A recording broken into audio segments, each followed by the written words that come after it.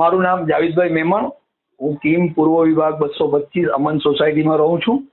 અમે 27 તારીખે મેરેજમાં ઉપલેટા ગયા હતા. આજે 12 તારીખે સવારે આવ્યા, આવીને જોયું તો કબાટોના બધા લોકર ખુલ્લા હતા અને પાછળનો દરવાજો તૂટેલો હતો. હવે લોકરમાંથી તમામ રકમ ગઈ છે, કેટલી છે એનો અંદાજો નથી. ભાઈ આવે પછી જ ખબર પડે કે ભાઈ કેટલા હતા. ચોરી થઈ ત્યારે તમે ગયા હતા? ચોરી થઈ ત્યારે અમે ઉપલેટા મેરેજમાં હતા.